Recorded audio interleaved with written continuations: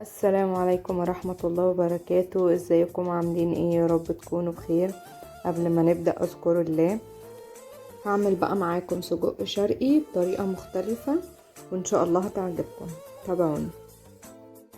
معايا 500 جرام سجق شرقي، هو متلج. انا دلوقتي طلعته من الفريزر، هستنى دقيقة واحدة بس يفك وبعدين هقطعه بالشكل ده. قطعت بقى 3 حبات طماطم و3 حبات فلفل رومي، ومعايا قرن فلفل حراق. وفي طاسة كده على النار حطيت شوية زيت وهنزل فيها السجق بعد ما قطعته بالشكل ده، وهقلبه كويس على النار.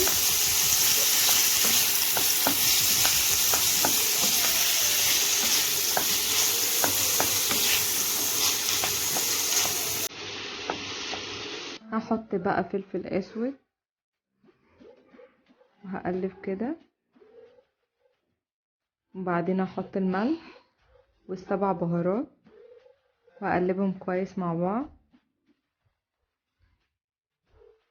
هنزل بقى الطماطم والفلفل الرومي على السجق كده بعد ما شوحته على النار شوية.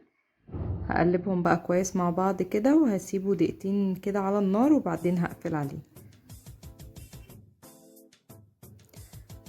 وده بقى شكل السجق بعد ما نزلته من على النار. شايفين شكله ولا اروع؟ بجد يعني كان طعمه جميل جدا جدا. جربوها وبإذن الله هتعجبكم ان شاء الله.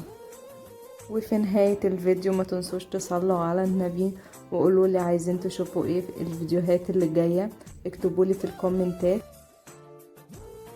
يا رب يكون عجبكم الفيديو، ولو عجبكم الفيديو ما تنسوش تعملوا لايك وشير وسبسكرايب. وبس، باي.